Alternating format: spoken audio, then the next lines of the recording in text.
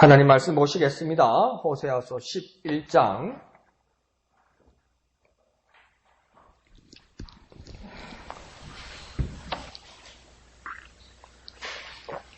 호세아서 11장 마지막 12절이죠. 마지막 12절부터 12장으로 넘어가서 14절까지 보겠습니다. 그러니까 호세아서 11장 12절 맨 마지막 절부터 12장 14절까지 그렇게 보겠습니다. 생명의 삶 10월 29일분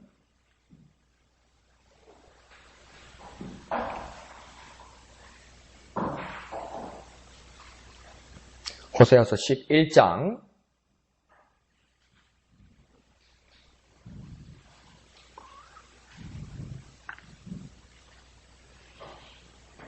12절에서 마지막 12절에서 12장 14절까지 다 같이 한음성으로 읽겠습니다. 시작. 에브라임은 거짓으로, 이스라엘 족속은 속임수로 나를 애워쌌고 유다는 여전히 하나님과 거룩하고 신실한 자들에 대하여 정함이 없도다. 에브라임은 바람을 먹으며 동풍을 따라가서 종일토록 거짓과 포악을 더하여 아스루와 계약을 맺고 기름을 애굽에 보내도다. 여호와께서 유다와 논쟁하시고 야곱을 그 행실대로 벌하시며 그 행위대로 그에게 봉하시리라. 야곱은 모태에서 그의 형의 발 뒤꿈치를 잡았고 또 힘으로는 하나님과 겨루되 천사와 겨루어 이기며 울며 그에게 강구하였으며 하나님은 베델에서 그를 만나셨고 거기에서 우리에게 말씀하셨나니 여호와는 만군의 하나님이시라. 여호와는 그를 기억하게 하는 이름이니라. 그런즉 너의 하나님께로 돌아왔어 인애와 정의를 지키며 항상 너의 하나님을 바랄지니라. 그는 상인이라. 손에 거짓 저울을 가지고 속이기를 좋아하는도다. 에브라임이 말하길 나는 실로 부자라. 내가 재물을 얻었는데 내가 수고한 모든 것 중에서 제라 할 만한 불의를 내게서 찾아낼 자가 없으리라 하거니와 내가 애굽 땅에 있을 때부터 나는 내 하나님 여호와니라. 내가 너로 다시 장막에 거주하게 하기를 명절날에 하던 것 같게 하리라.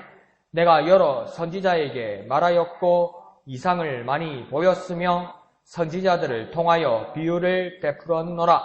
길르앗은 불의한 것이냐? 과연 그러하다. 그들은 거짓되도다. 길갈에서는 무리가 숫송아지로 제사를 드리며 그 제단은 밭 이랑에 쌓인 돌무더기 같도다. 야곱이 아람의 들로 도망하였으며 이스라엘의 아내를 얻기 위하여 사람을 섬기며 아내를 얻기 위하여 양을 쳤고 여호와께서는 한 선지자로 이스라엘을 애굽에서 인도하여 내셨고 이스라엘이 한 선지자로 보호받거늘 에브라임이 경노하게 함이 극심하였으니 그의 주께서 그의 피로 그의 위에 머물러 있게 하시며 그의 수치를 그에게 돌리시리라. 아멘. 자, 오늘 11장 12절 이 마지막 절부터 보면 이게 에브라임이 나오고 또 이스라엘 족속 이렇게 나오고 또 그 중간 아래쪽으로 보면 유다 이렇게 나옵니다. 그래서 이 에브라임은 무엇을 말하냐면 남북 이스라엘이 갈라지면서 북이스라엘의 10지파가 넘어가는데 북이스라엘에서 가장 강력한 힘을 행사하던 지파가 에브라임 지파입니다. 그래서 그 에브라임 지파의 가장 훌륭한 또 지도자라고 이야기할까요? 유명한 사람이 그 여호수아죠. 여호수아. 그죠? 그러면 그 위에 지도자였던 모세는 어느 지파입니까? 기억나십니까? 어느 지파입니까? 레위 지파죠. 그죠? 레위 지파. 그래서 이 북이스라엘을 그 지칭할 때 에브라임이라고 이야기하기도 합니다. 그리고 남쪽 왕국에서 두 지파가 남게 되죠. 이 남쪽 왕국에서 두 지파가 첫 번째는 어느 지파입니까? 유다 지파고 또 누가 어느 지파가 같이 있습니까? 베냐민 지파죠. 처음 들은 건 아니죠. 아는데 내가 기억나게 해드리는 거죠. 그죠? 그래서 그게 뭡니까? 유다라고 말할 때는 남왕국을 이야기하는 거고 에브라임이랄 때는 북이스라엘을 말하는 것이기도 합니다. 그래서 에브라임과 유다 그리고 이스라엘 족속 전체를 말하는 것은 뭡니까? 나라 전체에 문제가 있고 나라 전체가 하나님 앞에서 지금 하나님을 기만하고 있다는 겁니다.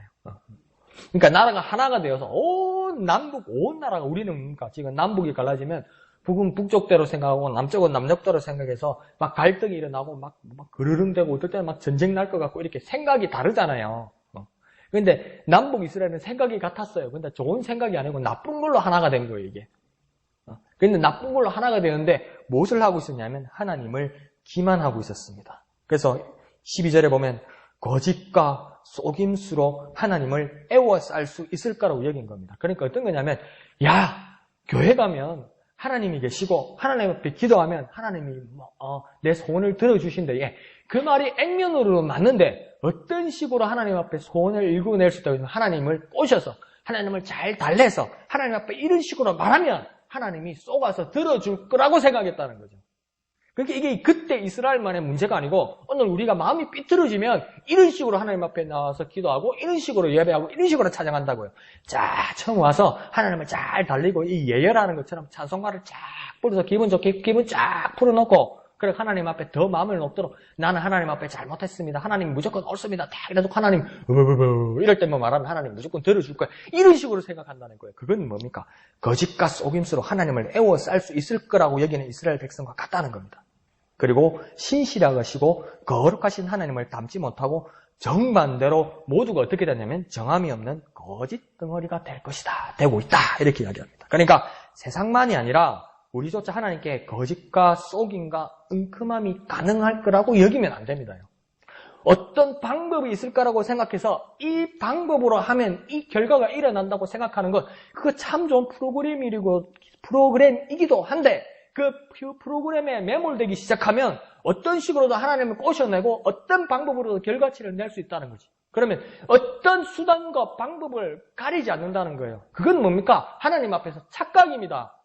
지금 이스라엘 백성들이 생각한 것처럼 거짓과 속임수로 하나님을 애워쌀 수 있을 거라고 생각하는 거예요. 그러니까 뭡니까? 이건 다 착각입니다. 그렇게 생각하는 거 다 착각입니다. 그런 식으로 응답받고 그런 식으로 행복할 수 있을 거라고 그런 식으로 내 목적을 달성할 수 있을 거라고 하나님으로부터 그렇게 할 수 있을 거라고 생각하는 거 다 무엇입니까? 착각입니다. 착각. 네. 착각에서 깨어나야만 합니다. 한번 해볼까요? 착각에서 깨어납시다. 착각에서 깨어납시다. 예, 일찌감치 깨어나는 게 좋습니다. 하나님 앞에서 다 발견하고 하나님 앞에서 다 드러나면 이거는 뭐 어떻게 할 수가 없는 거예요. 그러니까 우리가 모두 하나님 앞에서 정말 부끄러움 당하기 전에 이 말씀을 따라서 그 착각에서 깨어나는 저와 여러분 되시기를 부탁드립니다. 자, 12장으로 넘어갑니다. 그래서 12장 1절을 보면 이들이 전형적으로 또다시 하나님이 아니라 아수르와 동맹을 맺는 이스라엘 백성들의 모습을 보이게 됩니다. 야, 애굽한테 빌어붙어 사니까 그때 살만했는데 이제 애굽은 이집트는 조금 나라 정세가 기울었고 그럼 아수르의 동맹을 맺으면 살 수 있지 않을까? 그러면서 아수르에 또 빌어붙으라는 겁니다. 그런데 또 뭡니까? 국제 정세가 막 이렇게 출렁이고 시소처럼 움직이니까 또 애굽을 완전히 외면할 수 없으니까 뭡니까? 애굽에는 특산품 기름으로 조공을 바치면서 살아내려고 했다는 겁니다. 그러니까 어떻게 생각했습니까? 좋게 말하면 옛날 우리 예수화책에서도 말한 것처럼 등거리 외교를 한 거죠. 우리 유익을 위해서 잘 국제정세를 읽어서 잘 외교도 하고 연합도 하고 동맹도 하면 이 한반도가 살아날 것이다. 그것도 좋은 생각인데 이렇게 생각하기 시작하면서 이스라엘 백성들은 나름 외교와 정치를 안다고 하면서 그게 무엇이 더해지는 겁니까? 오늘 1절에서 말한 것처럼 거짓과 포악을 더했다. 이렇게 겁니다. 그러니까 못된 건 더 빨리 배워가는 겁니다. 못된 건. 세상이 그런 거라고 이야기하고 크게 바라보는 사람은 뭡니까? 국제정세가 그런 거라서 그렇게 살아야 된다고 생각하는 겁니다. 그렇게 말하는 겁니다. 관례가 그렇게 있고 관습이 있고 그러니까 법보도 위에 관례와 관습이 있다고 생각하고 그렇게 해나가는 거라고 이야기할 때 뭡니까? 거기에는 무엇이 들어있냐면 거짓과 포악이 되어 있다는 거예요. 내가 왜 이렇게 하는데 내가 나라를 위해서 그러는 건지라는 거예요. 그 나라가 도대체 어떤 나라냐는 거예요. 내가 생각하는 나라와 그 사람이 생각하는 나라가 분명히 다른 거죠. 거기에는 거짓과 포악이 있다고 이야기하는 것입니다. 못된 걸 빨리 배운 것이요. 그리고 상반절에서 이 동풍이란 말이 나오죠. 그죠? 보면 에브라임이 바람을 먹으며 동풍을 따라가며 이랬는데 이 동풍은 뭐냐면 동쪽에서 부는 바람이죠. 근데 이걸 지금 우리 현실로 이해하면 이해가 안 되고요. 그 당시 이스라엘에서 동쪽에서 부는 바람인데 여기는 아라바 광야에서 이 동쪽 바람이 불러오는데 아주 뜨겁고 이 건조한 바람입니다. 근데 이 뜨겁고 건조한 바람이 언제 부냐면 이 곡식들이 딱 연글나고 그럴 때 막 뜨겁고 건조한 바람이 확 붑니다. 그러면 어떻게 했습니까? 곡식의 알갱이들이 다 쭉쭉이가 생기는 거죠. 그러니까 한 해 농사를 망치게 하는 것, 이것들이 뭡니까? 동풍이고 아라바 강야에서 불러오는 것이라고 얘기했습니다. 그러니까 이걸 다시 우리 현실로 적용해 보면 뭐냐면 밖에서 가지고 들여오는 모든 것은 다 좋다고 생각하는 거. 옛날에 우리는 구호 문자를 받아서 또 우리 위기를 잘 극복하기도 했지만 그때부터 그런 마음이 드는데 미제는 무조건 좋다고 그러는 거예요. 뭐 마음은 미제가 최고라고 그러는 거예요. 정말 미제가 최고입니까? 미국 그러면 다 믿을만 합니까? 미국에 공장이 제대로 없어요, 여러분. 메이드 인 US라고. 근데 그게 미국 공장에서 만드는 게 아니에요, 여러분. 사건만 그렇게 찍고 외국 회사에서 다, 동남아에서 다 찍어 오는 거예요, 사실은요. 그러니까 이게 그러니까 물건만 들어오는 게 아니고요. 이제 그 문화가 들어오고, 관습이 들어오고, 나쁜 유행도 들어오는 거예요. 그러니까 어떤 내가 알고 지내던 서울에 있는 집사님이, 목사님하고도 하소연을 했지만, 저한테 이렇게 막 그 하소연하면서 질문이 들어온 거예요. 어르신들은 잘 모르겠지만, 미국의 그 행사들 중에 축제 중에 할로윈 축제라고 있습니다. 10월 마지막 날. 할로윈 축제라고 있는데 이게 뭐, 좀 회개합니다, 좀. 도깨비 모양도 하고, 막, 이상한 귀신 분장도 하고, 그래갖고 막 즐깁니다. 시원하죠, 그죠? 막, 도깨비 모양도 하고, 피도 막, 이렇게 발라가지고, 저희끼리, 재밌다고 하루 밤, 점점 애까지 다 내놓고 막 그렇게 즐깁니다. 그게요, 대한민국에 들어왔어요, 대한민국에. 근데 이게 어디까지 들어왔냐면, 몇 년 전만 해도 이게 클럽이나 술집에 들어왔었어요. 그래서 회사나 대학생들이 이걸 즐겼어요. 근데 지금은 어느 정도냐면 유치원까지.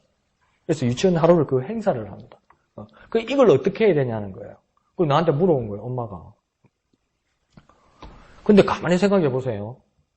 이게 내 문제가 아니면, 그냥 보내지 마세요. 이러면 돼요. 근데요, 이게 나는 좀 간사하거든요, 생각이. 그러고 막, 쓸데없는 머리를 굴리거든요. 가만히 생각하니까. 애를 왜 어린이집을 보낼까? 애를 왜 어린이집을 보낼까요? 엄마 출근하고 아빠 출근하기 때문에 그런 거 아닙니까? 네? 그러니까 애가 있을 데가 없는 거예요, 그러면, 그날은. 그래서 또 보내자니, 그거 막, 애들 그런 잔치를 한다는 거죠. 내가 뭐라 말해야 될까요? 모른다고 그랬어요. 그렇게 말한 게 아니라, 어떻게 결정하더라도 하나님 앞에 고민하고 기도했으면, 그 불가항력적인 상황에서 하나님 그 마음만은 받아주시지 않겠냐고 아주 비겁하게 제가 말을 했지요. 특히 왜 이런 모양이 나타나는 겁니까? 어찌 그리 우리는 미제락함이 그리 좋아합니까? 왜 그렇게 분별이 없습니까? 그냥 토착화가 되는 거죠. 안타깝죠.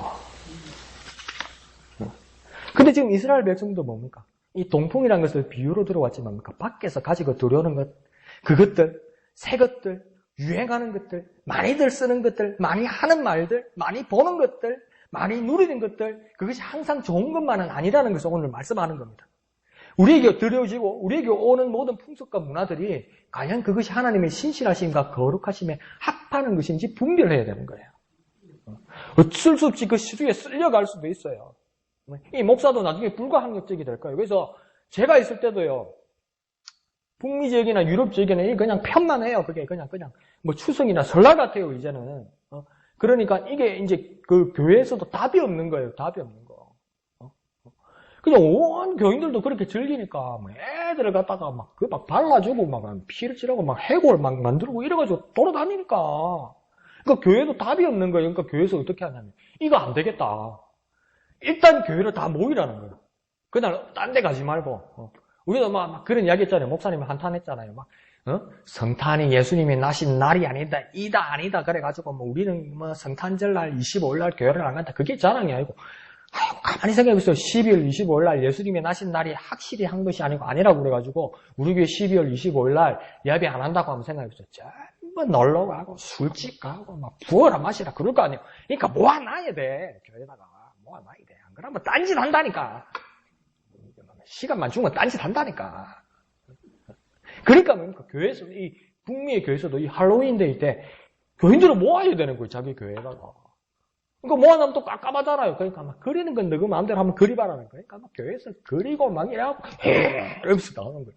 그래라도 목회자가 좀 맞고 싶고, 뭐 좀 잡고 싶은 거예요. 그 마음을 좀 이해해 줬으면 좋겠어요. 그게 꼭 옳은 것이 아니라고 할지라도, 그냥 막, 강하고 막 들이붓는 막 스타일 돼가지고, 다 지워. 어디서 감히 막, 한국 어느 목사님은 뭐, 여자 성도가 머리 물들이고 막 뭐, 민소매 하나 입고 가도 뭐 정원에 친다고 그러더만, 참, 그거는 말도 안 되는 소리고, 뭐, 그 교회는 또 그 말로 듣는데요. 말도 안 나. 내 생각에 말도 안 되는 소리야.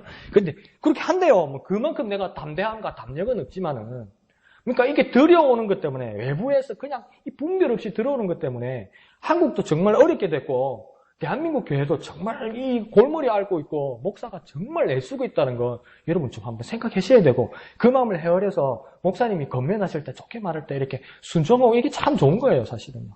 목사가 명령하는 게 아니고요. 목사가 하나님 앞에서 고민하고, 여러분에게 권해드린 건면하는 겁니다. 간절한 마음으로요. 그러니까 이스라엘 백성들도 뭡니까? 정말 분별이 없었다는 거죠. 이거 뭐 바람은 그냥 불어오는 건데 목사님 어떡합니까? 이거 비유니까. 또 이스라엘은 그렇게 실정이었으니까 우리 삶으로 보면 들어오는 그 시류들, 그런 모습들에서 분별이 있어야 됩니다. 분별. 뭐가 있어야 된다고요? 분별이 있어야 됩니다. 어떤 분별이겠습니까? 영적인 분별이 있어야 됩니다. 영적인 분별은 뭘로 가능합니까? 빡 째려보면 알아집니까? 째려보면 알아집니까? 막 노려보면 알아집니까? 나는 예민해서 보면 압니까? 근데 왜 이 모양 이 꼴이 됐습니까? 이 나라가. 하나님이 지금 대통령을 보호해 주신다고 막 예언하고 그래가지고 목사들이 다 시켜가지고 찍은 거 아니요. 그 알고 보니까 무당 하수인 아니요. 감으로 보는 거, 눈으로 보는 거, 내가 막 예민하다고 해서 보는 그게 영적 분별력이 아닙니다, 여러분. 영적 분별력은 뭘로 가능합니까? 그렇죠. 오직 하나님 말씀입니다. 난 강 목사 얘기했다 말하려고 했는데. 오직 말씀입니다, 말씀. 말씀에 비추어서 내가 어떻게 살아야 할까가 나와야 되는 거죠. 그런 영적 분별력을 가지는 저와 여러분 되시기를 부탁드립니다. 분별력을 가집시다. 분별력을 가집시다. 그런 분별력을 가지는 저와 여러분 되시기를 부탁드립니다. 자, 2절은 아니나 다를까 하나님께서 이제 백성들과 논쟁하십니다. 하나님께서 이 백성들과 논쟁한다는 것은 저번 큐티 나누면서도 우리가 상세하게 다룬 뜻이 뭡니까? 이 논쟁한다는 것은 말싸움한다는 뜻이 아닙니다. 하나님이 지금 이스라엘 백성들을 말싸움을 한다는 정도가 아니라 그 근거와 그 이유를 물으시고 하나님도 직접 답하시고 하나님이 거기에 대해서 변론하시고 너희가 이렇게 심판받는 타당성이 이런 근거 때문에 너희가 심판받는다고 확실하게 증거를 내는 걸 뭡니까? 지금 논쟁하신다고 이야기하는 거예요. 확실하게 빼도 박도 못하게 확실히 보여주는 거예요. 그게 논쟁입니다. 그리고 하나님 그 논쟁 다음에 벌하신다고 이야기합니다. 말 그대로 심판하고 처벌하신다는 겁니다. 또 뭘로 표현하고 있습니까? 2절에 보면 보응하신다 합니다. 보응하신다는 말은 뭡니까? 더 쉽게 말하면 대가를 돌려준다는 겁니다. 대가를 돌려준다는 겁니다. 나 억울하다 말 못하게 하겠다는 겁니다. 한 만큼 돌려주게 된다는 겁니다. 그러니까 하나님께서 논쟁하시고 벌하시고 보응하신다는 겁니다. 그러니까 이게 이전에 우리가 알고 있었던 것은 이해에 불과하거나 어거지나 무조건이 아니라 하나님께서 어떤 식으로 이스라엘 백성을 대한다고 이야기냐면 자초지정을 우리 앞에서 따지신다는 겁니다. 그러니까 하나님 우리 앞에서 따지시면 정말 무서운 일입니다. 지금은 재판을 하거나 감사를 하거나 청문회를 하면 적당하게 숨기고 모르는 일이라 그러고 만난 적 없다 그러고 아니다 그러면 증거를 못 대는 선이 있어요. 그래서 어느 정도로 구제받을 수 있어요. 사람들 사이에서는요. 모른다 그러면 살아날 방법이 있어요. 근데 하나님 앞에서는요. 내 속이 훤히 보이는데 내가 입 한 번 안 벌려도 훤히 하나님 앞에 보이는데 그것으로 하나님이 자초지정을 따지시고 하나님 변론하시고 하나님 논쟁하시고 하나님 보응하신다면요. 이거 정말 무서운 일입니다. 하나님 그렇게 하시겠다는 겁니다. 하나님은 자초지정을 조목조목 따지시겠다는 겁니다. 기억하십시오. 하나님이 내 행위에 대해서 어떻게 하신다고요? 조목조목 따지십니다. 어떻게 따지신다고요? 조목조목 따지십니다. 결코 잊어서는 안 됩니다. 좀 경외하고 두려워하는 마음이 우리에게 이번에는 있어야만 할 것 같습니다. 하나님 조목조목 따지십니다. 우리끼리는요 그저 넘어갈 수 있어요. 왜요? 우리도 허물 많은 인간이니까. 그럴 수 있지. 강 목사는 얼마든지 그렇게 해드릴 수 있어요. 근데 하나님 앞에 설 때는요, 강 목사가 여러분 변호사가 될 수가 없어요. 뭡니까? 하나님께서 조목조목 따지십니다. 그런 모습에서 우리가 깨어있는 저와 여러분 되시기를 부탁드립니다. 그러면서 3절은 자, 이런 백성의 근성을 하나님께서 말씀하십니다. 너희 백성들이 누구냐? 누구를 조상으로 누가 너희들의 조상이냐? 누가 너희들의 할아버지냐? 야곱 아니냐? 야곱 아니냐? 너희들 그 큰 유명한 조상들 중에 야곱이 있지 않느냐? 그 야곱이란 이름부터가 문제가 아니냐? 형 에서의 발 뒤꿈치를 잡고 썩이고 탈취하던 사람들 아니냐? 이렇게 얘기합니다. 그 근성이 너희들에게 있는 것 같다고 하나님 말하는 거예요. 참 조상 탓 안 하고 싶은데 하나님 아무리 봐도 너희들 그 야곱처럼 발꿈치, 뒤꿈치를 잡고 썩이고 탈취했다는 겁니다. 그런데 그 야곱이 야복강에서 뭘 했다고 지금 이야기하고 있냐면 하나님과 겨루었다 이렇게 얘기합니다. 정말 살고 싶어서 야복강에서 하나님께 겨루었다. 그러면 한번 생각을 해봅시다. 진짜 하나님과 싸웠다는 이야기입니까? 네? 야곱이 진짜 하나님하고 맞짱을 떴다는 겁니까? 지금 성경은 분명하게 하나님과 겨루었다고 되어 있고 창세기도 그런 형국이 보이는 것 같고 씨름을 한 것만 같은데 그것만 단편적으로 생각하면 정말 야곱이 하나님과 맞짱을 뜰 만한 자격이 있는 사람입니까? 자격을 뜰 만한 실력이 되는 사람입니까? 맞짱을 뜰 만한 어떤 체급이 되는 사람입니까? 그런데 왜 성경은 지금 오늘 본문에서도 하나님과 겨루었다고 이야기합니까? 이거 그럼 도대체 무슨 말입니까? 4절을 보면요, 그 실상을 말씀해주고 있습니다. 4절을 보면 뭐라 하냐면 천사와 겨루어, 그러니까 하나님이 보내신 천사와 겨루었다고 이야기해요. 겨루어서 어떻게 했다고 합니까? 이겼다고 이야기해요. 분명히 이겼다고 이야기해요. 하나님 보낸 천사 곧 하나님과 겨루어 이겼다고 이야기해요. 자, 좋습니다. 자, 이겼다고 인정합시다. 자, 하나님과 겨루어 이겼다고 진짜. 야, 야곱이 하나님과 싸워서 이겼네. 그럼 하나님 진 거네. 이겼다면서요. 이긴 자가 있으면 진 자가 있을 거 아니에요. 맞습니까? 맞죠? 이거 상식 아닙니까? 이긴 자가 있으면 진 자가 있는 거 아닙니까? 이긴 자는 누굽니까? 야곱 아닙니까, 지금? 맞죠? 그럼 나한테 내가 속이는 거 아니잖아요. 이기는 자는 누굽니까? 야곱이잖아요. 그럼 진 자가 누구냐고요? 하나님이 졌다고요? 하나님 지시네? 그럼 하나님이 보낸 천사니까. 여호와의 사자니까. 그러니까 하나님 지시네? 하나님이 지네? 하나님 지는 것도 있네? 안 그래요? 하나님이 지는 것도 있네? 하나님이 사람하고 붙어서 지기도 하네? 뭐 이래? 뭐가 이렇게 약해? 이래가지고 어떻게 믿어? 이렇게 어떻게 보호를 받아, 인도를 받아? 그런데요, 한번 보세요. 그렇게 의심이 있어도 드는데, 이겼다고 해놓고, 그 다음 뭐라고 하냐면, 뭐 했다고 이야기합니까? 4절에? 이겼고, 그 다음 뭡니까? 그에게 뭐 했답니까? 울며 간구했다. 왜 이긴 놈이 울며 간구해요? 왜 이긴 사람이 울면서 도와달라고 그래요? 그렇게 이야기해요? 내가 이겼어요, 지금 이 사람한테. 이겨서 이 사람 무릎 꿇는 거 아니에요? 근데 나에게 진 사람에게 뭡니까? 지금 뭐 했다고 합니까? 울며 간구했다고 이야기해요. 그러니까 이긴 게 아니라 간절히 울며 간구했다는 모습을 뭡니까? 겨루어 이겼다고 이야기하는 겁니다. 뭐라고 하니까 울며 간구했다는 말을 사실 솔직하게 말하면 뭡니까? 살려달라고, 잘못했다고 다 내려놓고 진실되게 고백했다는 거예요. 이 현장에서요. 이겼다고 지금 승리의 기쁨에 차 있는 게 아니에요, 여러분. 그러니까 야곱 한 것처럼 그걸 잘못 깨달아가지고 그냥 막 하나님하고 씨름하고 붙어가 이기면 기도는 하나님하고 씨름하는 거란 말이에요. 아사발이 넣고 막 박다리 안다리 넣고 뒤집게가지고 막 하나님한테 이기는 거 그게 기도 응답 받는 거죠. 그런데 왜 울며 간구하냐고요. 왜 잘못했다고 왜 살려달라고 그러냐고요. 진짜 야곱의 모습은 무엇입니까? 하나님 앞에 진실되게 고백하는 겁니다. 살려달라고 그러는 겁니다. 능력이 하나님 앞에 모든 것을 내려놓았다는 겁니다. 사실은 그것을 이야기하는 겁니다. 그래서 하나님은 베델에서 이제 그를 만나셨다고 이야기합니다. 이 베델이라는 곳은 어떤 곳입니까? 먼저 형의 장자권을 훔쳐서 도망을 갈 때, 자기가 노숙할 때 있었던 곳이 무엇입니까? 베델이었습니다. 그 베델에서 하나님의 천사가 하늘로 오르락 내리락 하는 것을 보았죠. 그러면서 그곳에 베델, 하나님의 집이라고 이름을 짓고 무엇을 했습니까? 돌단을 쌓고 거기다 기름을 붓고 야곱이 뭐라고 고백합니까? 하나님께서 오늘 이 여기서 만난 하나님께서 나를 다시 내 집으로 돌아오게 하시면 내가 내 할아버지 아브라함께서 바치신 뭘 하겠다고 얘기했습니까? 11조 하겠다고 했어요.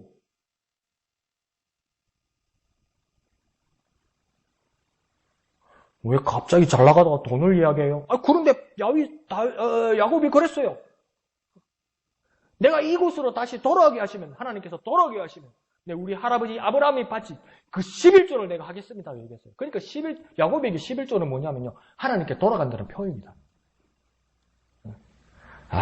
다시 되게 돈 샀네. 그래서 막 9개는 내가 먹고 1개는 하나님 드린 마음으로 내가 드린다. 그게 아니에요. 요즘 세상에 11조 하는 교인이 어디 있습니까? 형편이 안 되는데 그것도 맞아요. 그런데 야곱은요, 최소한요. 야곱이 하나님 앞에 11조 하는 이유는 뭐냐면요. 내가 하나님께 돌아왔다는 거예요.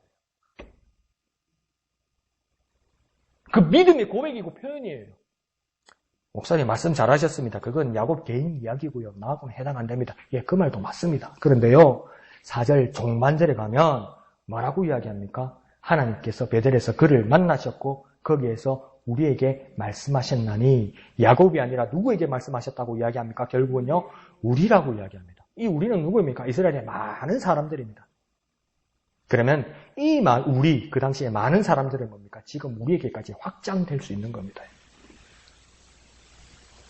정말 나는 하나님께 돌아가고 있으니까. 그래서 20년 후에 야복강에서 하나님을 만나고 하나님께 울며 간구하고, 그래서 다시 돌아서 베델에서 하나님 앞에 다시 감사하고 하나님 앞에 드리는 그 일을 야곱이 하잖아요. 거기서 하나님 앞에 예물을 드리잖아요. 이게 하나님께 돌아간다는 표현입니다. 마음 같아서는 옛날 부흥사님처럼 막 다그치고 싶은데, 다 따라합시다. 11조 합시다. 11조 합시다. 하나님께 돌아가는 겁니다. 11조 합시다. 한 사람 막 내하고 눈 마주치고 아멘 아멘 아멘 시키고 봉투 나눠주고, 막 저런 봉투 말고 막 딱 이러다가 막 1월달, 2월달, 3월달, 4월달, 5월달 체크하고 도장 찍는 걸로 막 탁탁탁탁 나눠주고 이래야 뭔가 팍 돌아가는 건데, 마음이 약해서. 근데 사실은 뭡니까? 이게 하나님께 돌아간다는 표현인 거죠. 좋습니다.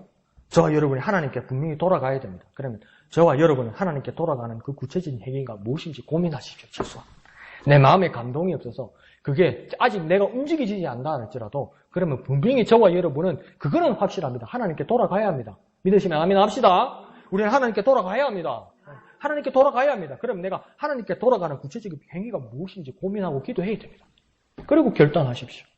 나는 하나님께 돌아가는 표가 무엇인가? 그것이 우리에게 가장 필요한 것입니다. 한번 해볼까요? 하나님께 돌아가리라. 하나님께 돌아가리라.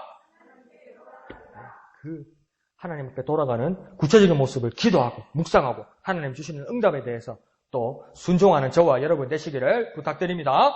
자, 그러면서 5절은 또 뭐라고 말씀하시냐면, 여호와는 만군의 하나님이시라. 여호와는 그를 기억하게 하는 이름이라. 이렇게 이야기합니다. 그러니까 이 말은 뭐냐면 기억하고 돌아오고 바라는 것에 대해서 말씀하는 겁니다. 그래서 6절에도 보면, 그런즉 너희 하나님께로 돌아와서 인애와 정의를 지키며 너희 하나님을 바랄지어다. 그러니까 5절 6절을 다 합치면 기억하고 돌아오고 바라는 것에 대해서 말하는 겁니다. 기억한다는 것은 무엇입니까? 잊지 않는다는 것을 이야기합니다. 이거 뭡니까? 베델에 몇 년 만에 야곱이 돌아오는 거냐면요. 몇 년 만에 돌아온 줄 아세요? 야곱이요? 베델이요? 20년 만에 돌아옵니다. 20년 만에. 근데 20년 동안 잊지 않았습니다. 그리고 돌아온다는 뜻은 또 무엇이겠습니까? 회개한다는 뜻입니다. 그리고 또 바란다는 말은 무엇이겠습니까? 소망을 가진다는 겁니다. 그러니까 우리에게 무엇이 있어야 됩니까? 하나님을 잊지 않고 회개하고 항상 소망해야 됩니다. 뭐라고요? 하나님을 잊지 않고 회개하고 소망해야 됩니다. 우리는요, 하나님을 잊지 않고 회개하고 소망해야 됩니다. 우리는요, 하나님을 잊지 않고 회개하고 소망해야 됩니다. 우리는요, 하나님을 잊지 않고 회개하고 소망해야 됩니다. 그 구체적인 모습이 저와 여러분에게 있어야 됩니다. 이 시간 하나님 앞에 고백하며 기도하겠습니다. 하나님, 우리가 하나님을 잊지 않고 회개하고 소망하기를 원합니다. 우리가 하나님을 잊지 않고 회개하고 소망하기를 원합니다. 우리 가운데 오셔서 역사하여 주시옵소서. 주님의 이름 크게 한번 부르고 다 같이 기도합니다. 주여! 주님, 우리가 하나님을 잊지 않고 회개하고 소망합니다. 주여, 우리가 하나님을 잊지 않고 회개하고 소망합니다. 주여, 우리가 하나님을 잊지 않고 회개하고 소망합니다. 주여, 우리가 하나님을 잊지 않고 회개하고 소망합니다. 하나님을 잊지 않고 회개하고 소망합니다. 우리 가운데 오셔서 역사하여 주시옵소서. 하나님을 기억하고 하나님께 돌아오고 하나님을 바라는 우리가 되기를 원합니다. 하나님을 잊지 않고 회개하고 소망하는 우리가 되게 하여 주시옵소서. 하나님을 잊지 않고 회개하고 소망하는 우리 되게 주여 역사하여 주시옵소서. 주님을 의시합니다. 주님을 의시합니다. 주여 역사하여 주시옵소서. 주께로 가까이 주께로 가오니 나의 갈 길 다가도록 나와 동행하 주께로 가까이 주께로 가오니 나의 갈 길 다가도록 나와 동행하소서. 거룩하신 아버지 하나님, 우리가 하나님을 기억하기를 원합니다. 하나님을 잊지 않기를 원합니다. 우리가 하나님께 돌아가기를 원합니다. 회개하고 하나님 앞에 표현하는 우리가 되기를 원합니다. 하나님을 바라고 하나님을 소망하는 우리가 되게 하여 주시옵소서. 죄악된 삶을 청산하고 착각에서 깨어나서 자초지종을 조목조목 따지시는 하나님 앞에 하나님을 경외하는 마음으로 하나님을 잊지 않고 회개하고 소망하는 우리가 되게 은혜 베풀어 주시옵소서. 모든 것을 감사드리며 거룩하신 예수님의 이름으로 간절히 기도합나이다. 아멘. 자, 이래서 7절은 백성 이스라엘의 그 죄악상을 이제 하나님께서 폭로하십니다. 이 백성들이 상인으로 장사를 했는데 어떤 식으로 장사했다고 이야기하냐면 거짓 주얼로 속이기를 좋아하는 그 습성을 이들은 가지고 있다 이렇게 이야기합니다. 그러다가 이들이 속이면서 그래도 잘 넘어와서 들키지도 않고 잘 넘어와서 8절에는 부자까지 되었다 이럽니다. 부자까지 되었는데 그 죄와 불의를 차단할 자가 없다고 혼장담합니다. 내 죄와 내 불의, 내가 쌓은 이것에 대해서 내 잘못을 차단할 자가 아무도 없다고 자신만만하게 그렇게 말을 했었습니다. 그런데 자꾸만 우리나라를 보십시오. 영원한 부와 영원한 권력이 있습니까? 없습니다. 결국은요, 다 드러납니다. 하물며 우리가 하나님 앞에서 가능하겠습니까? 불가능합니다. 속일 수 없습니다. 감출 수 없습니다. 덮을 수 없습니다. 심지어 내가 잊어버린 것, 고의적으로 잊어버리려고 하는 것, 심지어 내가 모르게 나도 기억하지 못하고 잊어버리는 것조차 하나님 앞에서 다 드러납니다.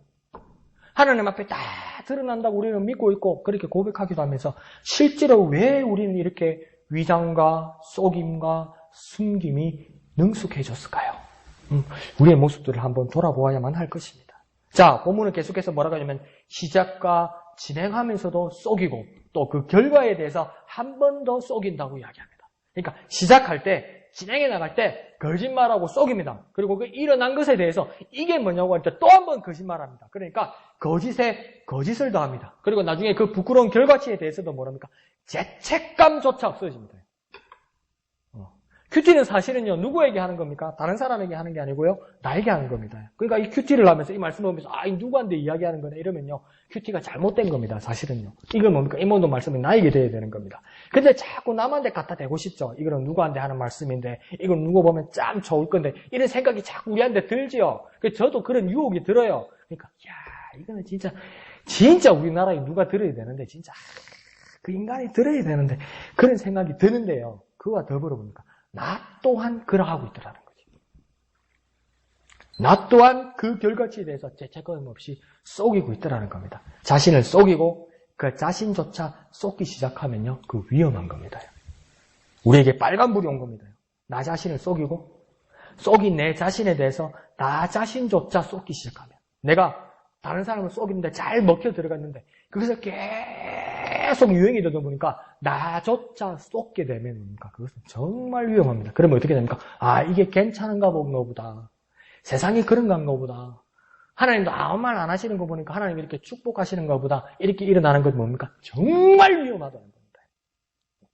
그런 모습에서 정말 우리는 깨어나야 될 겁니다. 쏟기 시작하면 위험합니다요. 쏟기 시작하면 위험합니다. 나 자신이 쏟기 시작하면 정말 위험한 겁니다. 한번 해볼까요? 쏟기 시작하면 위험합니다. 쏟기 시작하면 위험합니다. 정말 기억하시길 부탁드립니다. 내가 먼저 자신을 속이고 또 내가 쏟기 시작하면 이건 정말 위험한 것입니다. 자, 9절에서 하나님은 자신을 이제 선언하십니다. 나의 이름은 여호와다. 나의 이름은 하나님이다. 그리고 여기 장막에 거주하는 명절을 이야기하는데요. 이 9절에서 명절은 뭐냐면 초막절을 이야기합니다. 이 초막절은 어떤 명절입니까? 애굽에서 해방되어서 광야에서 40년을 지내다가 결국은 약속의 땅에서 정착하게 되는 그날을 기억하는 축제일입니다. 우리가 이렇게 평안하게, 우리가 이렇게 행복하게 자녀와 아내들과 남편들과 가족들과 이렇게 이 절기를, 이 기쁨을 즐길 수 있었던 이유는 무엇이냐?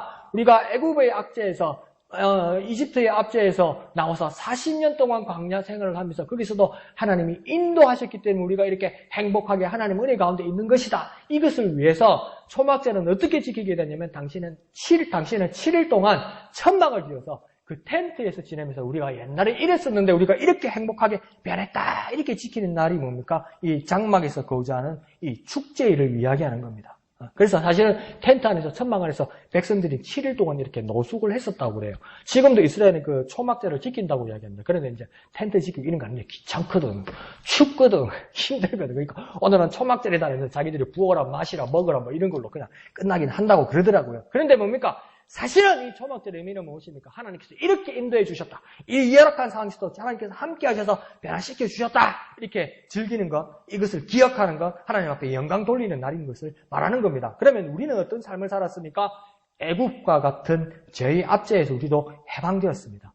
그리고 이 세상은 어떤 세상입니까? 장막 같은 임시 거처입니다. 아무리 튼튼하게, 아무리 행복하게, 아무리 든든하게 잘 해놓아도 우리의 이 세상은 장막 같은 임시 거처입니다. 그리고 결국은 하나님 나라에 정착하게 될 것임을 잊지 말고 소망해야만 하는 것입니다. 그러므로 우리는 죄에서 해방되었고 천국에 내 정착지고 이 모든 일들은 하나님이 하시고 하나님이 인도하셨다. 이것을 기억하는 저와 여러분이 되어야만 합니다. 한번 길지만 한번 해볼까요? 죄에서 해방되었고 천국이 내 정착지다. 하나님이 하시고 하나님이 인도하신다. 한번 더 볼까요? 죄에서 해방되었고 천국이 내 정착지다. 하나님이 하시고 하나님이 인도하신다. 이런 믿음의 고백을 하는 저와 여러분 되시기를 부탁드립니다. 자, 그러면서 11절에는 이 광야 같은 이 세상이 상점백회처럼 덧없이 변하고 타락하는 것을 또 증명하고 있습니다. 자, 길르앗과 길갈이라는 것은 지금 타락하고 돌무더기가 되었지만 이 길르앗과 길갈은 어떤 것입니까? 이스라엘 백성들이 처음 이제 요단강을 이제 건너왔을 때 처음 거기서 제단을 쌓고 하나님의 장막이 거주하던 것, 그것이 길갈이었습니다. 그러니까 길르앗과 길갈 모두가 무엇이었습니까? 처음에는 하나님을 섬기던 자리였어요. 그런데 이 자리가 어떻게 됩니까? 우상들의 산당으로 변해버렸습니다. 우상의 산당이 되어서 그렇게 번영하였습니까? 결국은 무엇이 되었다고 11절은 얘기합니까? 이제는 돌무더기가 되었다. 폐허가 되었다. 이렇게 말씀하고 있는 겁니다. 그러면서 12절은 또 뭐라고 얘기하냐면 왜 이렇게 타락해버리냐? 왜 이렇게 덧없는 것들이 되어버리냐? 12절은 다시 한번 설명합니다. 야곱이 훔친 장자권을 안 빼앗기려고 외삼촌의 집안, 그 아람으로 도망을 갔었다. 한미천도 잡고 결혼도 하고 부인도 얻고 애도 가지려고 그 아람으로 도망갔었다. 아람이란 그 정착지가 외삼촌의 집이 살만한 도망지라고 생각했었다. 그런데 그 자리가 어떤 자리였냐?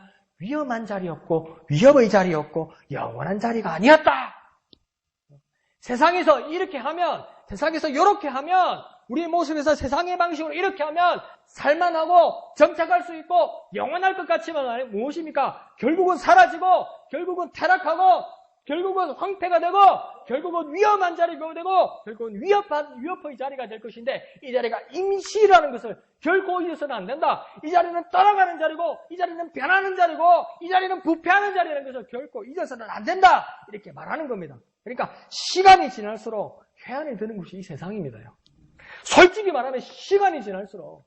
그러니까 예수님도 그 변화산에서 뭐라 합니까? 예수님과 엘리야와 모세가 나타나서 막 제자들 앞에서 나타나니까 베드로가 한 말이 뭡니까? 주여 여기가 좋사오니 내가 초막 셋을 짓겠습니다. 하나는 주님을 위하여, 모세를 위하여, 엘리야를 위하여 이렇게 짓겠습니다. 하면서 뭡니까?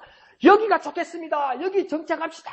그러잖아요. 그러니까 하나님이 막 우리와 같은 소리를 이러면서 뭐라 합니까? 이는 내 사랑하는 아들이 너희는 저의 말을 들으라 이러잖아요. 그럼 무서워서 고기도 못 들어. 그래서 예수님이 깨르잖아요. 야, 뭐하냐? 그럼 예수님이 하신 말씀이 뭡니까? 집 다 지었냐? 언제 지으려고? 설계도는 있냐? 한옥이냐, 양옥이냐? 예수님 그렇게 말씀하셨습니까? 예수님 한마디가 뭡니까?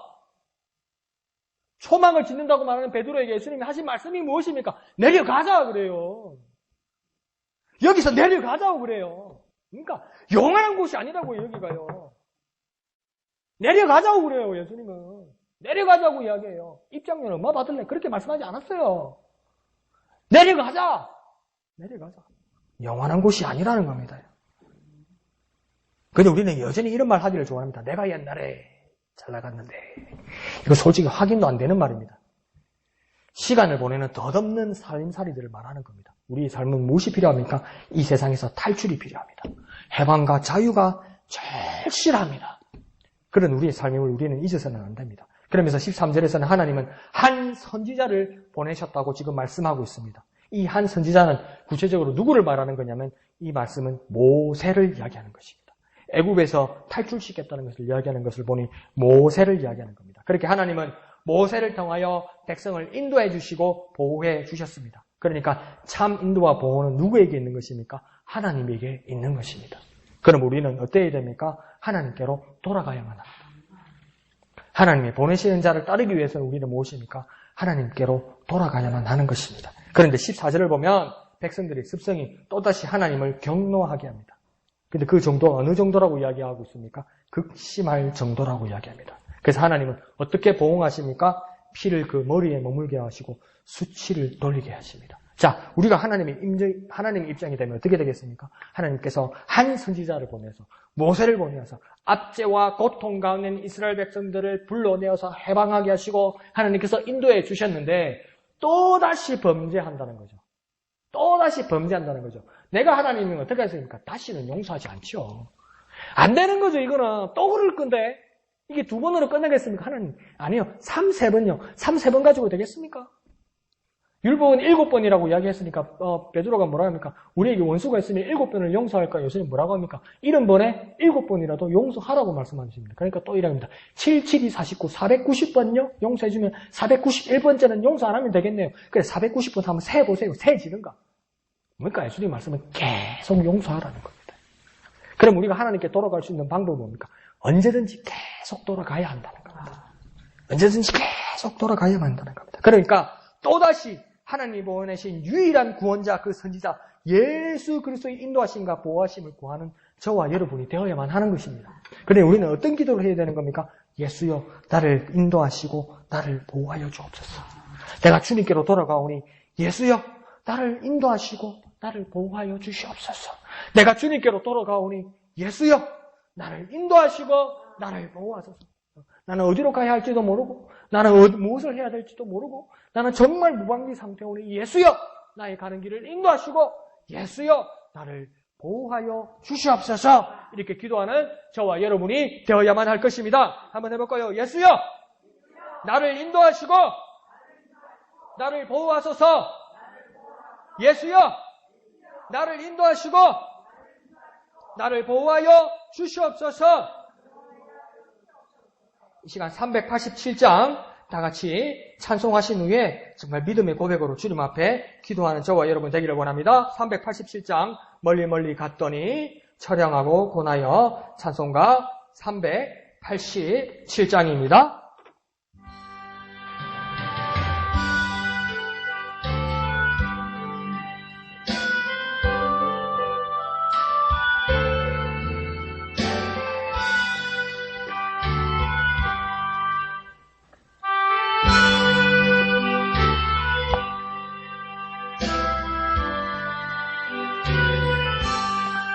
멀리 멀리 갔더니 처량하고 고나여 슬프고 또 외로워 정처없이 다니니 예수의 순애 주여 지금 내게 오셔서 떠나가지 마시고 길이 함께 하소서.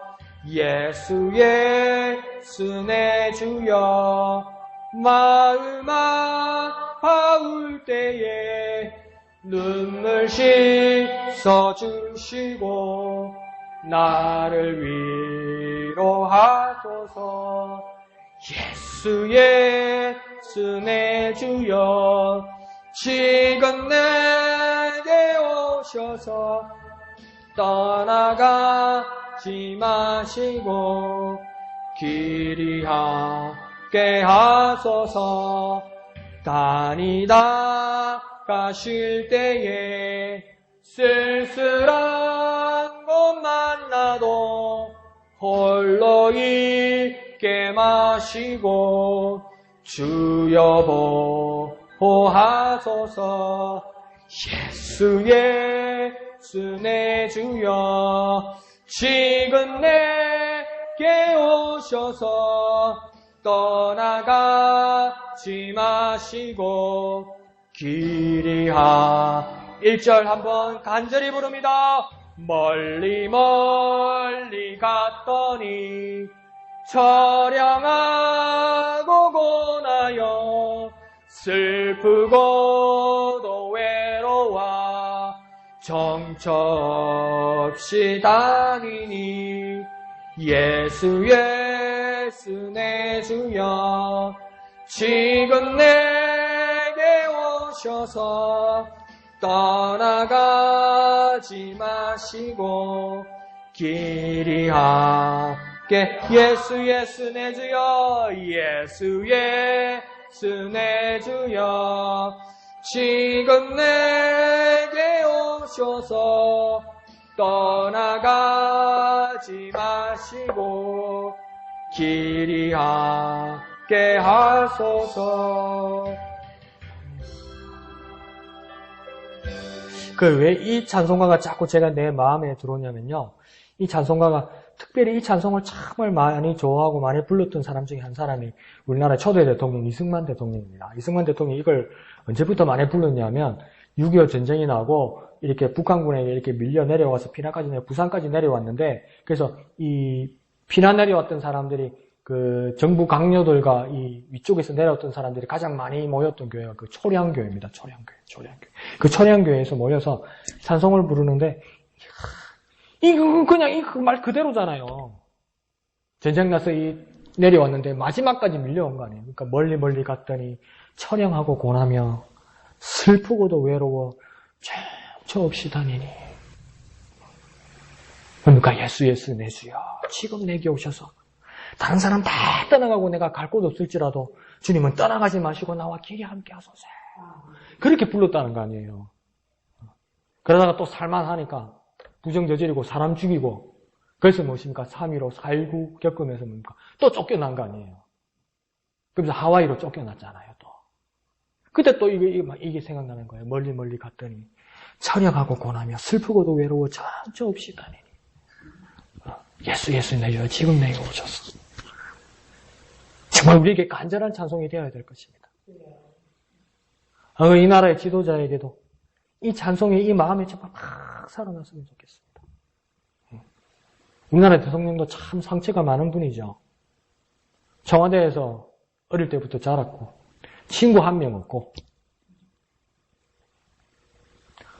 엄마 총마저 돌아가셔. 아버지 총마저 돌아가셔. 그래도 보니까 엄마 아버지 밑에 있던 모든 이 관료들이 뭡니까? 전부 등을 돌립니다. 박근혜 씨에게 모두 등을 돌립니다. 아무도 없어요. 아무도. 그러니까 뭡니까? 자기에게 이인자를 두지 않습니다. 이 사람이. 배신할 거니까. 근데 딱 보십시오. 지금 전부 배신하잖아요. 조선일보, 동아일보, 중앙일보, 새누리당, 장관들 전부 배신하잖아요. 아무도 없어요. 저와 여러분에게도요. 영원한 동지가 어디 있어요? 아무도 없어요. 그때 뭡니까? 예수님밖에 없습니다. 예수님 만날 수 있는 시간입니다. 대통령도 정말 인도하시고 바른 길로 인도하시는 하나님의 말씀과 예수님의 말씀이 임하셨으면 좋겠고 우리 삶 가운데서도 정말 멀리 떠나고 차량하고 고나고 정말 슬프고도 외롭고 정처 없고 정말 또 정처 없이 간다니까 정처 없는 이 발길을 사지 말고 오늘도 걷는다마는 사지 말고 정말 정처 없는 이곳에서도 오니까 예수 내 주께서 다른 사람 떠날지라도 나와 함께 하시고 나와는 정말 길이 함께 하여 주옵소서. 이런 기도들이 우리에게 정말 터져 나왔으면 좋겠습니다. 이 나라를 위해서 기도합시다. 이 나라 지도자를 위해 기도합시다. 대통령을 위해서 기도합시다. 또 우리의 삶을 위해서도 기도합시다. 정말 방황하고 어찌하여 할지 모르고 어디로 가야 할지 모르는 우리 인상에서 주님 내게 오셔서 나를 떠나지 마시고 나와 함께하여 주시옵소서. 이렇게 기도하는 저와 여러분 되시기를 부탁드립니다. 주님의 이름 크게 한번 부르고 다 같이 기도합니다. 주여! 주님 나를 떠나지 마시고 나와 함께하여 주옵소서. 이 나라와 함께하시고 이 나라와 함께하여 주옵소서. 이 나라 지도자를 불쌍히 여기시고 주님 모두 따라가시고 모두 물러갈지라도 주님 찾아가시고 주님 위로하여 주셔서 주님 인도하여 주옵소서. 주님 함께하여 주옵소서. 주님 보호하여 주옵소서. 주님께서 깨닫게 하여 주옵소서. 주님께서 깨어나게 하여 주옵소서. 주님께서 그 어둠을 이기게 주님 찾아가 주시옵소서. 빛이신 예수여, 빛이신 예수여, 이 어두운 곳에 빛으로 오셔서 인도하여 주옵소서. 어두운 우리의 마음에 방황하는 이 나라의 미래에 오셔서 인도하여 주시옵소서. 인도하여 주시옵소서. 역사하여 주시옵소서. 도와주시옵소서. 함께하여 주시옵소서. 주여, 주여 우리가 구하오리. 주여, 주여 우리가 구하오리. 우리에게 찾아오셔서 떠나가지 마시고 함께하여 주옵소서. 나와 함께하여 주시옵소서. 예수의 내 주여 지금 내게 오셔서 떠나가지 마시고 길이 함께 하소서. 예수의 내 주여 지금 내게 오셔서 떠나가지 마시고 길이 함께 하소서. 멀리 갔더니 처량하고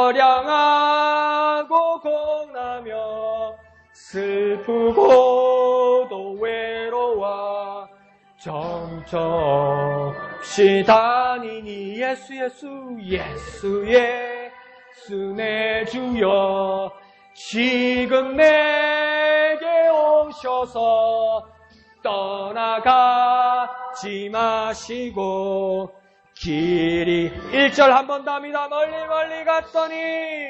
멀리 갔더니 처량하고 공하여 슬프고도 외로워 정처없이 다니니 예수의 내 주여 지금 내게 오셔서 떠나가지 마시고 길이 예수 내 주여 예수의 내 주여 지금 내게 오셔서 떠나가지 마시고 길이 함께 하소서.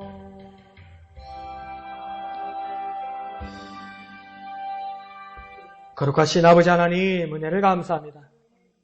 누구 특정인의 뿐만 아니라 우리의 모든 인생이 멀리 떠나기도 하고 처량하고 고나고 슬프고 괴롭고 외롭고 정처 없는 이 뜬구름과 같은 인생, 어디로 가야 할지 모르는 우리의 모든 삶, 이 모든 삶을 주님 앞에 고백합니다. 주님, 모든 것이 떠나가고 모든 것이 사라져버리고 우리의 가야 할 바, 행해야 할 바 알지 못할지라도 하나님 아브라함을 부르셔서 가야 할 바, 행할 바를 모르는 자에게 가야 할 것 말씀하시고 인도하시는 하나님, 정말 광야에서 방황하는 이스라엘 백성들에게 불기둥과 구름기둥으로 보호하시고 만나와 메추라기로 먹이시고 반석에서 물을 내셔서 하시던 그 하나님만 바라보게 하여 주옵소서. 하나님께서 보내신 그 예수만 바라보게 하여 주옵소서. 모두가 떠나갈지라도 예수님만이 내게 오셔서 영원히 떠나지 마시고 영원히 함께 하시는 그 주님을 경험하는 우리가 되게 하여 주시옵소서. 방황하는 자에게, 슬퍼하는 자에게, 처량하게 고통하는 자에게 주님 찾아가 주셔서 길이 되시고 빛이 되어 주시옵소서. 우리 삶 가운데 길이 되시고 빛이 되어 주시옵소서. 떠나지 마시고 임마누엘 하여 주시옵소서. 모든 것을 감사드리며 거룩하신 예수님의 이름으로 간절히 기도하옵나이다. 아멘. 하늘에 계신 우리 아버지, 아버지의 이름을 거룩하게 하시며 아버지의 나라가 오게 하시며 아버지의 뜻이 하늘에서와 같이 땅에서도 이루어지게 하소서. 오늘 우리에게 일용할 양식을 주시고 우리가 우리에게 잘못한 사람을 용서하여 준 것 같이 우리 죄를 용서하여 주시고 우리를 시험에 빠지지 않게 하시고 악에서 구하소서. 나라와 권능과 영광이 영원히 아버지의 것입니다. 아멘. 거룩하신 주님의 은혜를 감사드립니다. 주님 우리와 함께하여 주시옵소서. 주님 우리를 불쌍히 여겨 주시옵소서. 주님, 예수님 나와 함께 하시고 나를 떠나가지 마시고 나와 함께 하여 주옵소서. 예수님 나와 함께 하시고 나를 떠나지 마시고 나와 함께 하여 주시옵소서. 나와 함께 하여 주시옵소서. 예수 내 주여 나와 함께 하여 주시옵소서.